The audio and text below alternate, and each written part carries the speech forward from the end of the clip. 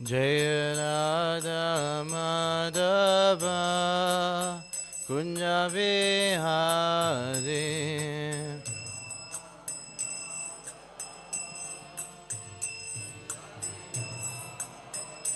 Jaya Radha Madhava Kunja Vihari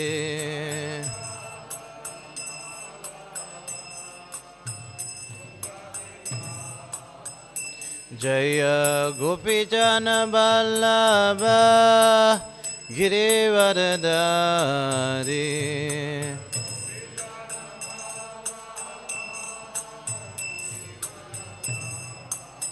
Jaya Gopijana Vallabha Girivardhari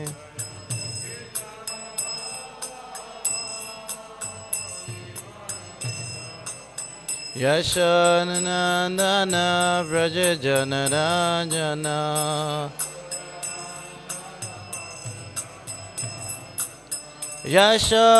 Yashanandana Vraja Janarajana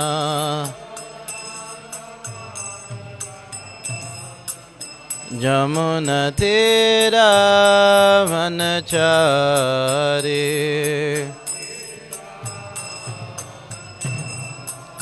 Jamuna Tira Vanachari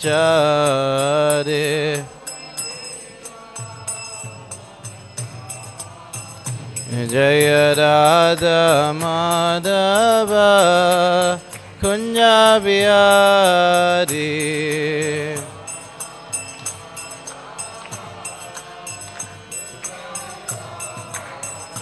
Jaya Radha Madhava Kunja Vihari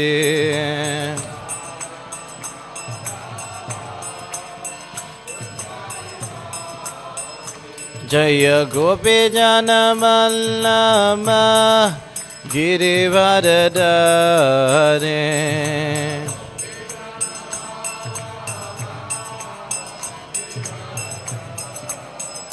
Jaya Gopijana Vallabha Girivardhari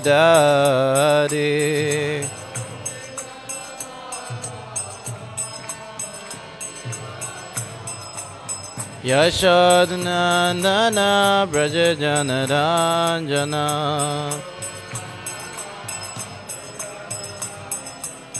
Yashodhanandana Braja Janaranjana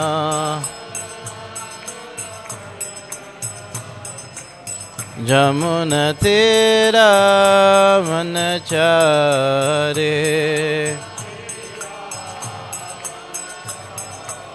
Jamuna Tira Vanachari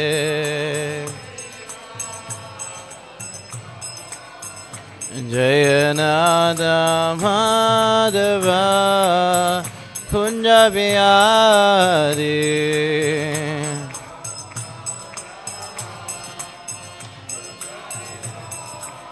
Jaya Radha Madhava Kunja Vihari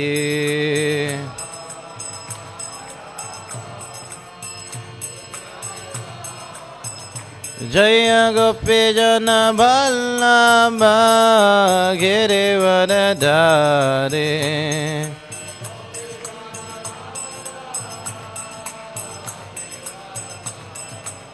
Jaya Gopijana Vallabha Girivardhari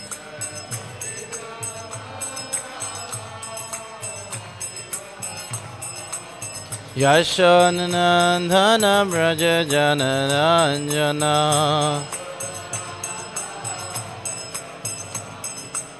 Yashanandana Braja Janaranjana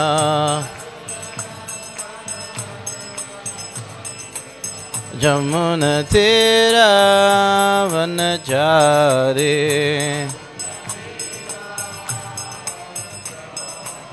Jamuna Tira Vanachari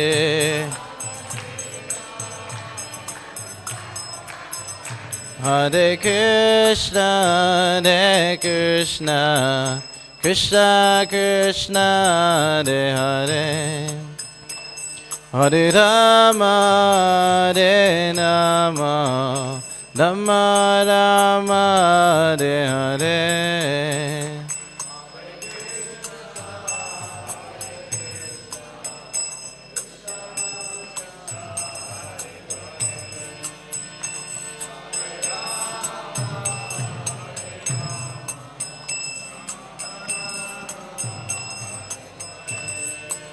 Hare Krishna, Krishna Krishna, Hare Hare, Hare Rama, Hare Rama, Rama Rama, Hare Hare.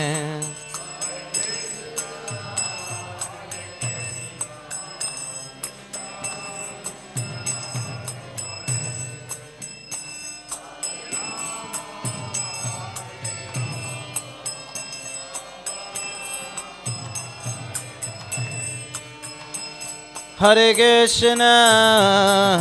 Krishna, Krishna Krishna, Hare Hare, Hare Rama, Hare Rama, Rama Rama, Hare Hare.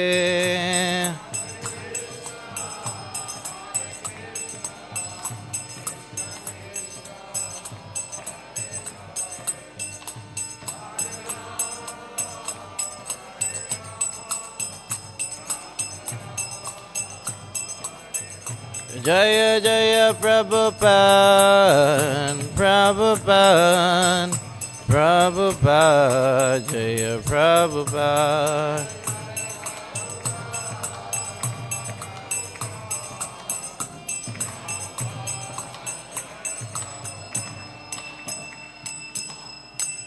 Śrīla Prabhupada ki, Kantaraj, Śrīmad-Bhāgavatam ki, Nitai Go, Premanandi.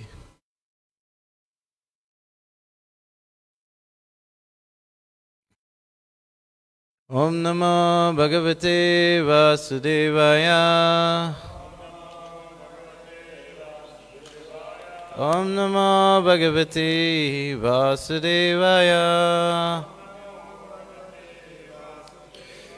Om Namo Bhagavate Vasudevaya. Reading Śrīmad-Bhāgavatam, Canto 4, Chapter 24, chanting the song sung by Lord Śiva, text 18. Translation and purport by His Divine Grace, A.C. Bhaktivedanta Swami Śrīla Prabhupada ki. Lord Śiva, the most powerful demigod, second only to Lord Viṣṇu, is self-sufficient. Although he has nothing to aspire for in the material world, for the benefit of those in the material world, he is always busily engaged everywhere and is accompanied by his dangerous energies like goddess Kālī and goddess Durgā. So this purport is like 2 pages long.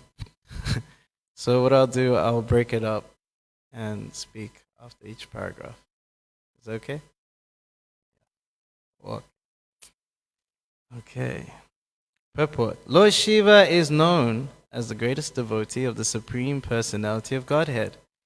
He is known as the best of all types of Vaiṣṇavas, vaiṣṇavānāṁ yathā śambhuḥ.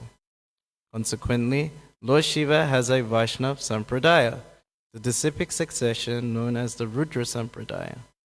Just as there is a Brahma sampradāya coming directly from Lord Brahmā, the Rudra sampradāya comes directly from Lord Śiva. Lord Śiva is one of the 12 great personalities, as stated in Śrīmad-Bhāgavatam.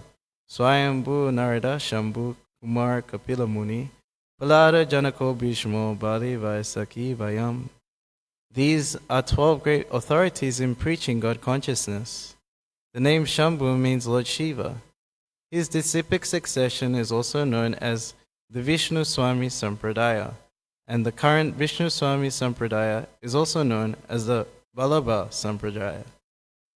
The current Brahma Sampradāya is known as Madhva Gaudya Sampradāya. Even though Lord Śiva appeared to preach Mayavad philosophy at the end of his pastime in the form of Sankaracharya, he preached the Vaishnava philosophy. Bhaja Govindam, Bhaja Govindam, Bhaja Govindam Mudamate. He stressed worshipping Lord Krishna or Govinda 3 times in this verse, and especially warned his followers that they could not possibly achieve deliverance or mukti simply by word jugglery and grammatical puzzles. If one is actually serious to attain mukti, he must worship Lord Krishna. That is Sripad Sankaracharya's last instruction. Umagyantimidandasya jnananashalakya chakshumitam yena tasmai Shri Gurave Namaha. Shri Chaitanya Mano Vistam Stapitam Yena Bhutya Swayam Rupakaramayan Tadati Swavadantikam. Yata yata yasmin duskarum sukarum bhave visvite vipiyate Shri Chaitanya Nananamitam. Vanchakalpatarubhischa kripasindhubhyevacha patitanam pavnebhyo vaishnavyo namo namaha. Jai Shri Krishna Chaitanya Prabhu Nityananda Shri Advaita Gadadhar Shivasari Gaura Bhaktivinoda. Hare Krishna, Krishna Krishna, Hare Hare, Hare Rama, Rama Rama, Hare Hare. We should understand that Lord Śiva is the greatest Vaiṣṇava. But it's very hard to understand the mind of the pure devotee. A mental speculator cannot understand the position of great devotees, and Lord Śiva is one of them. We see that he even has his own sampradāya. So there are 4 bona fide Vaishnava sampradāyas emanating from Lord Brahmā, from Lakshmi, from the 4 Kumaras, and also from Lord Śiva. So he has mentioned the Rudra sampradāya, now known as the Viṣṇu Swami sampradāya. So he is the modern acharya for that sampradāya. You can find his commentaries on the Bhagavad Gita online, bhagavadgita.org. So they have the commentaries from the 4 sampradayas. So they have commentaries by Viṣṇu Swami. So you can have a look, very nice actually. And also commonly known as Pushti Marg. You may meet some devotees of Bal Gopal. So they come from Pushti Marg, and this is the Rudra sampradāya. Coming from Vallabhacharya.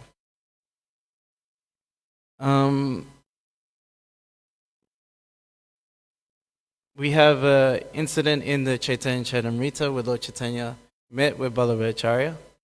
Vallabhacharya wrote his own commentary on the Bhagavatam. But it wasn't accepted by Lord Chaitanya. It said that Vallabhacharya looked like a duck among swans, among the followers of Lord Chaitanya Mahaprabhu. Yes, but he has his sampradāya and they are worshipping Krishna. Here it's mentioned that Lord Śiva appeared as Sripad Shankaracharya to preach Mayavadi philosophy. Actually, he was instructed by the Lord to do this, which sounds interesting. Why would he come to preach a philosophy against the worship of the Supreme Lord? A philosophy that was offensive to the Supreme Lord. So if we look back into the history, we start with the appearance of Lord Buddha. So Lord Buddha appeared because everyone was using the Vedas for, indiscriminate animal slaughter. In the Vedas, they have animal sacrifice, and the purpose of the animal sacrifice was to test the power of the mantra and the purity of the brahmanas. So they would get an older animal, even a cow, put it into the fire, chant a certain mantras, and it would come out in a new young body or even in a human body if it was done properly. It's kind of, the crude example in modern times is animal testing of like cosmetics or something, to see if it works, right? And they'll test it on rabbits or whatever else, and just to make sure it doesn't hurt the humans. Obviously, there's bad karma attached to that. So if the brahmana wasn't pure and didn't chant the mantra properly, then obviously the animal would die and they would get the karma. But those who were doing such sacrifices, they were just doing it to eat the animal, just for the sake of killing animals. So the Lord appeared as Lord Buddha, and he was this enlightened personality, and they saw this, that he was very enlightened, and he is known to bewilder the atheists. Even though they were following the Vedas, they weren't following it for the purpose of worshipping the Lord. So they were considered atheists. We find this also in the Chaitanya Charitamrita, where the smarter Brahmanas were envious of Lord Chaitanya Mahaprabhu for chanting Hare Krishna in public and getting anyone to chant the mantra. The purpose of religion or getting prosperity through religion was the monopoly of the smarter Brahmanas. So Mahaprabhu was putting them out of business. No one was coming to them. Everyone was getting elevated just by chanting the Maha Mantra. So then they went to the Chankazi and said, hey, this guy, this Nimai Pandit is ruining our Hindu religion. You have to do something.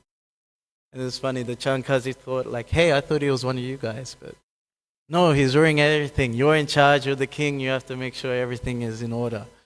So then, then he came and broke the mridanga, and we have, the whole Sankirtan movement starting there in Navadvip. So these so-called followers of the Vedas, killing animals indiscriminately, and they saw this enlightened soul, Buddha, and we want to follow you, like this. And he said, okay, I want you to stop this animal sacrifice. He taught ahimsa, non-violence. And they said, well, this is in the Vedas, we have to follow the Vedas. So then Lord Buddha said, then I reject the Vedas, like this, and you follow me. So they didn't want to worship God, but they worship Buddha, which is God, but he didn't say he was God. So he kind of fooled them in a way. He sort of took them. So it actually, what it means is that the animal killing is actually worse than atheism. Lord Buddha preached sunyavad, that the ultimate goal is the void, zero. There is no God. If you meet an expert in Buddhism, he said, what is the goal?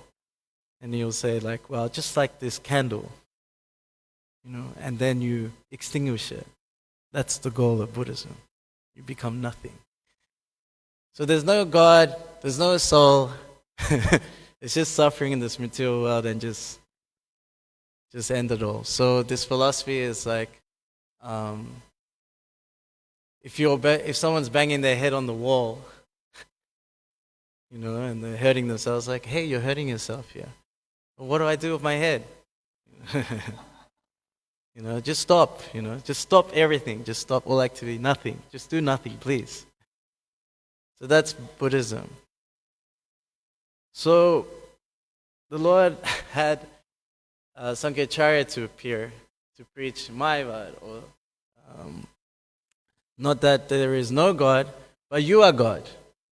That it's all one, and you forgot that you're God. So you can see that the mentality of people in Kālī Yuga, okay, start them off with there's no God, and then it's you are God, and it says in the Vedas. So he argued against the logic of the Buddhists, and Buddhism was driven out of India, and the Vedas came back to India. So that was his service, to drive out Buddhism, voidism out of India, and bring back the Vedas, and at least get people to accept the Vedas, but unfortunately, it wasn't the complete package, you could say. Then coming after Sankaracharya was Ramanujacharya and Madhvacharya. So if you see a picture of Madhvacharya, he's doing this. So it's not like he's a hippie, hey, peace, man. He's saying it's not one, but that's two. It's the Jiva and Ishra. It's us and the Lord. We are separate. And Ramanujacharya emphasized this worship of the Lord, loving devotional service to the Lord. So then we have this, to complete the package, we had Lord Chaitanya Mahaprabhu, who taught Achintya Bheda Bheda Tattva, that the there's inconceivable simultaneous one and difference with the living entity and the Lord. So we're the same in quality as the Lord, but in quantity we are different. Just like the sun and the sun ray. You have the sun ray, it has the same qualities, heat and light, as the sun, but the quantity is very different. So the Lord is also eternal, full of knowledge and bliss, but He's very big, He's more powerful, ultimately. And we are very small, but we have the same qualities. So we can see the reason why Lord Śiva had to do such a service as to preach Mayavadi philosophy. To bring back the Vedas, eventually to pave the way for Sri Chaitanya Mahaprabhu, to teach his sublime doctrine of inconceivable simultaneous oneness and difference. Very philosophical. I'll read on. Herein is mentioned that Lord Śiva is always accompanied by his material energy, Shakta Gauriya. Material energy, goddess Durgā or goddess Kālī, is always under his control. Goddess Kālī and Durgā served him by killing all the asuras or demons. Sometimes Kālī becomes so infuriated that she indiscriminately kills all kinds of asuras. There is a popular picture of goddess Kālī, which she wears a garland composed of the heads of the asuras and holds in her left hand a captured head, and in her right hand a great khadga or chopper for killing asuras. Great wars are symbolic representations of Kālī's devastation of the asuras and are actually conducted by goddess Kālī. Sthiti pralaya sadhana shakti eka. Asuras tried to pacify the goddess Kālī or Durgā by worshipping her in material opulence. But when the asuras become too intolerable, goddess Kālī does not discriminate in killing them wholesale. Asuras do not know the secret of the energy of Lord Śiva, and they prefer to worship goddess Kālī or Durgā or Lord Śiva for material benefit. Due to their demoniac character, they are reluctant to surrender to Lord Krishna as indicated by Bhagavad Gita 7:15. Nama duskrino muda pavantante naradama maya prahita jnana asuram bhavam ashrita. Lord Shiva's duty is very dangerous because he has to employ the energy of goddess Kālī or Durgā. In another popular picture, the goddess Kālī is sometimes seen standing on the prostrate body of Lord Śiva, which indicates that sometimes Lord Śiva has to fall down flat in order to stop goddess Kālī from killing the asuras. Since Lord Śiva controls the great material energy, goddess Durgā, worshippers of Lord Śiva attain very opulent positions within this material world. Under Lord Śiva's direction, a worshipper of Lord Śiva gets all kinds of material facilities. In contrast, a Vaiṣṇava or worshipper of Lord Viṣṇu gradually becomes poorer in material possessions because Lord Viṣṇu does not trick his devotees into becoming materially entangled by possessions. Lord Viṣṇu gives his devotees intelligence from within, as stated in Bhagavad Gita 10:10. Tesham satata yuktanam brachatam pritipurvakam tadami bodhin yogantam yanamamupiyantite. To those who are constantly devoted and worship me with love, I give the understanding by which they can come to me. Thus Lord Viṣṇu gives intelligence to his devotees so that the devotee can make progress on the path back home, back to Godhead. Since the devotee has nothing to do with any kind of material possession, he does not come under the control of goddess Kālī or goddess Durgā. So we can see here that Lord Śiva is in charge of the material energy in the form of goddess Durgā. And we see this manifestation of Kālī, and she gets infuriated by killing asuras. It says that she has this trident, and these trident represent the three modes of material nature, or the threefold miseries of material nature. Shri Radha Radhanath ki. I never said Radha Londonishwar. Shri Gadahari ki. Shri Giri Govardhana ki. So we see that goddess Kālī, she is infuriated with the the non-devotees. So anytime that someone tries to enjoy this material world, she stabs them with the threefold miseries of material nature, which are adibhotika, adidevika, and adiatmika. Adiatmika means misery is caused by one's mind and body. Sometimes we experience that too, right? Your body, your back, your knees, my shoulders are a bit painful. Adiatmika. And sometimes especially the mind. Many people, the mind is causing so much pain, suicide is going up because the mind just is giving them such a hard time that they think they can end the suffering by what the mind is giving them, so much tribulation. Adidevika, misery is caused by natural disturbances. I thought Durban was supposed to be warm. It's so cold here, what the hell? We're in Cape Town, But yes, natural disturbances, even in the form of earthquakes, cold and hot weather, tsunamis, tornadoes. The miseries are there. And then the misery is caused by other living entities. It can be by mosquitoes or other human beings. We get annoyed very deeply by other living entities. So this is Durga's trident, like this. And she rides on sometimes a lion or a tiger. It switches, which picture you look at. But the nature of these animals are you cannot defeat them. They're undefeatable. If you try to take on the material energy, you'll be defeated. How many people have come and gone trying to take over the world? With their dictatorships, with their military prowess. And there's a song by Mother Earth, and she says, so many have tried to rule me, but now they just remain as a list of names in history. They've always fallen down. And we can see that in the pastime of Jad Bharat, he already lived 2 lifetimes as a Bharat Maharaj and then as a deer. And then now he didn't want to risk being distracted by the material world in any way. So he was fully internal and he didn't engage in the external world.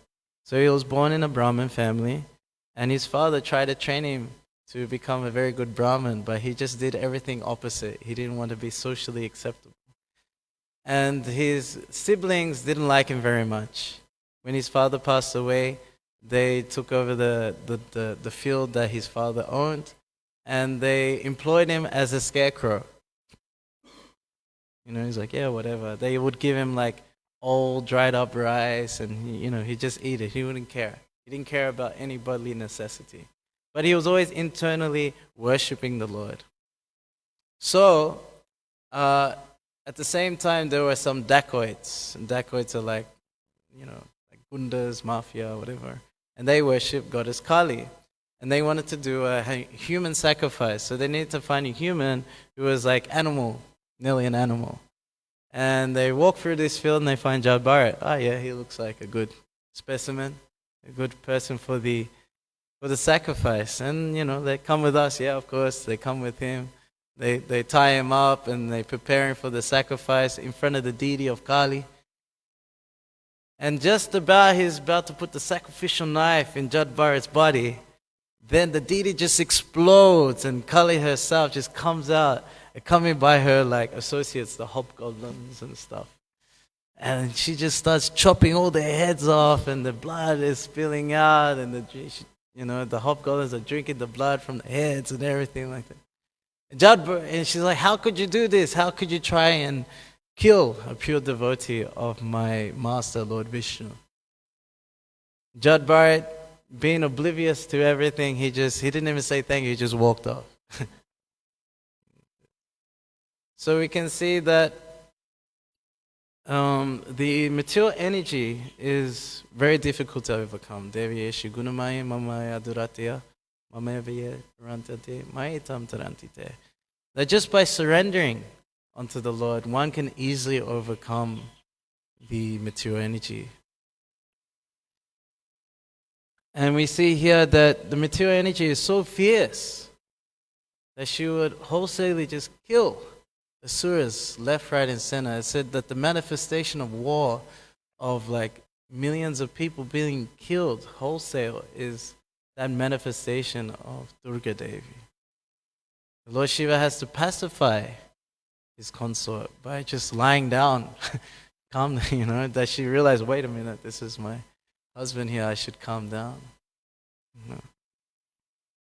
So we see also the pastimes of Lord Śiva and his consort in the in the beginning of this fourth canto, when Daksha offends Lord Śiva and Sati wants to go to the sacrifice of Daksha, even though Lord Śiva was not invited.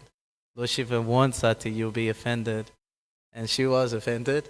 And she took her own life. I don't want to be connected to you. My body is coming from you. I don't want to be connected to you at all, And then she did some yoga power and, eminent, set herself on fire. When Lord Śiva found out about this, he started cackling, laughing like anything, pulled out a dreadlock. And then this demon, Virabhadra, appeared and went with Nandishwara and the other hobgoblins and went. They said that in Krishna book they describe his associates as the denizens of Inferno. Denizens of the Inferno. Sounds like a heavy metal band,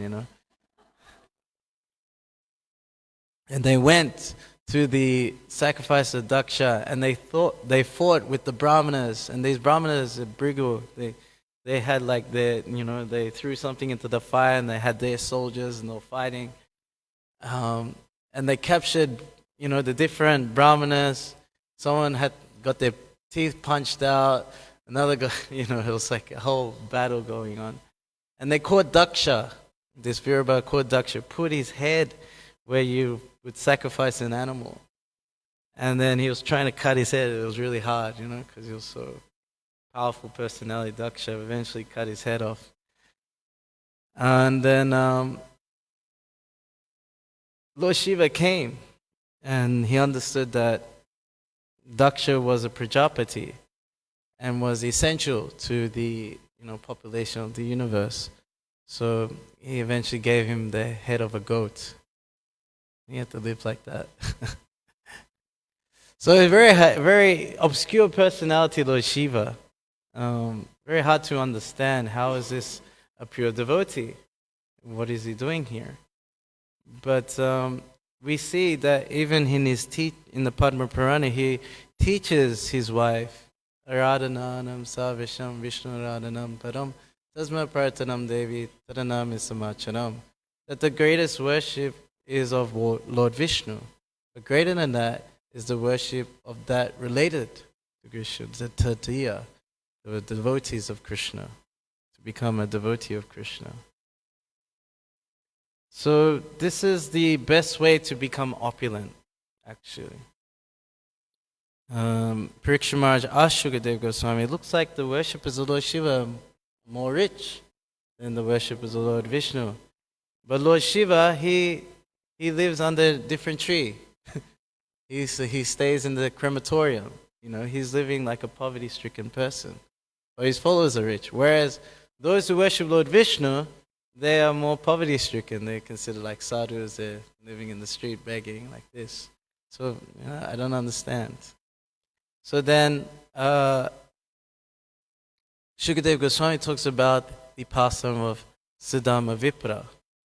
Siddhama Vipra was the classmate of Krishna in the Gurukula of Sanipani Muni. And Siddhama Vipra was very poor. They had no clothes, pretty much. It was very, you can see the bones in his ribs like this. Very poor situation. And his wife asked, can we get some food, maybe you can go see, ask your friend Krishna. He's in Dwarka, he's a rich king now. Maybe you can ask him. And he's like, no, I can't ask him. He's my Lord. I can't ask him for anything. Well, maybe you could just go see your friend. Just go, just encouraged him. He goes, okay, but I can't go empty-handed. So they begged from the neighbors, and they got some dry chip rice and went to the gates of Dwarka. And, he says, yeah, I'm Sudama Vipra. And Krishna received him so nicely, He gave his own seat and washed his feet, sprinkled it on everyone like this. All the queens wondering, who is this like raggedy person, that Krishna is worshipping and embracing. And there's a beautiful picture, maybe it's here. I don't know. No. Oh, there it is, yeah. So you can see Krishna is washing the feet of Sudama Vipra, and there's tears in their eyes looking at each other. And the queens are behind looking. Very nice picture. So they were reminiscing of their pastimes in the Gurukul. Remember, we had to fetch firewood for the yagya for our spiritual master. Yeah, I remember. And, then there was this big storm and we had in the cave. Oh, yeah, I remember. And we were so scared. Yeah, I remember. And our spiritual master was so worried about us. He sent a search party after us and they found us and he was so pleased with us. Yeah, I remember. So they were reminiscing their school days. And it was so significant. It's like, oh, Krishna's asking, oh, did you bring me something? And he's like, he felt embarrassed. No, I didn't bring anything. Yes, you did. You brought something. He's like fighting him and he snatches the chip rice like this, And then he's like, starts eating it like this. And Sudama Rip is like, no, how could I, can you imagine like anyone eating such like dried up chip rice, What to speak of like my Supreme Lord, how could he eat it? And he's eating it and he's loving it. He's tasting like the devotion behind it. And then Rukmini, who's the goddess of fortune, she stops Krishna. She's like, no, don't take any more. Because if you take any more, I will be a slave in the house of this Brahmana. Because he's giving you so much pleasure. That's my job. Now I have to be a slave to him. He's giving you so much pleasure. They stopped him. And Sudama Vipra, he didn't ask anything, actually. He was just wondering, how can I do some service? Krishna, right in front of him. And he's asking, I give you whatever you want. You're my best friend. He didn't ask. Even though even his wife said, you should ask for something. We need to maintain ourselves. Not at all. I'm his servant. I should do something for him. How many times we come in front of Krishna and we're like, Krishna, I need this. There's a whole list, We want him to, the order supply, we need stuff, This is Sudama Vipra. He couldn't ask anything from him. He didn't ask a thing. So then he goes back home to his village, and it's like this opulent palace, where he lives. There's just full opulence everywhere, gardens, everything like this. It's like amazing. Like, where did my house go? Where did my shack go? And then coming from the palace, there's like this beautiful lady dressed in like opulent jewelry and everything. His children all dressed up, everything. It's like, who's this beautiful woman coming to receive me here, like that. And it said, Vishnu Chakravarti said, Vishnu Chakravarti Thakur says in his commentary that even though everything that he owned turned opulent, he still looked raggedy, so his wife could recognize him. And then when the wife came to receive him, she just stood there because she knew what happened, and she embraced him within her heart and let her children go and to receive their father. So Krishna, he will not make his devotee opulent unnecessarily. We see the worshippers of Lord Śiva, especially the demons like Jarasandha, Ravana, Vikrasura. The person of Vikrasura is very interesting. He wanted the benediction that if he would touch someone's head, it would break apart like this. So then what he would do, he would eat all this ash. And he was asking like, Lord Śiva, please. Or he was doing a sacrifice like this. So then Lord Śiva didn't come. So then he started cutting his own flesh in, throwing it in for Lord Śiva to appear. It didn't appear. And he's like, okay. You can imagine the extremity of this guy's determination. Okay, then I'll cut my own head off like this. So then, like any ordinary person, if you saw someone like jumping off a bridge, you'll save them, So then Lord Śiva had compassion. He came out of the fire and stopped him from chopping his own head off. He goes, okay, what do you want? Because Lord Śiva is known as Ashutosh. He's easily pleased but easily angered. What would you like? And he goes, well, I would like this benediction, the head-touching benediction. And he goes, okay, Tatastu, you have it. And then he goes, I want to test it. So he was thinking, the rascal, he was thinking, I will touch on the head of Lord Śiva and I will enjoy his concert for myself. This is the mood of the demons or the demigod worshippers. They don't care about pleasing the devotee. They don't care about pleasing the Lord. It's just business. What can I get for me? And then throw the demigod in the bin like this. So he chases Lord Śiva all over the universe. And Lord Śiva eventually falls to the feet of Lord Viṣṇu, please help me. And the Lord appears as this brahmachari, and he's very charming. And he goes, my dear demon, what are you doing? He goes, oh yeah, I got this benediction from Lord Śiva, and I want to test it on him. And he's like, Lord Śiva? He's a really weird guy. I mean, he lives in a crematory, and are you sure it really works? Maybe somehow he charmed him in such a way. He's like, touch your own head. Look, it doesn't work. And he touched his own head, and then he died. And he saved Lord Śiva. So the devotees, they have greatest respect for Lord Śiva, actually. We worship him as the greatest servant of Krishna. And Lord Śiva actually is very dear to the devotees. You can pray to Lord Śiva to become a better devotee of Krishna. Like this. We don't worship him as if he's on the same level as Krishna. He doesn't like that. And many of us coming from Hindu background, with worship of all these different demigods like Ganesh and Durgā and Lord Śiva. And we think like, okay, we come to Krishna and in ISKCON they're like, no demigod worship. No. And we sort of feel bad. What if the demigod gets angry at us? Like this.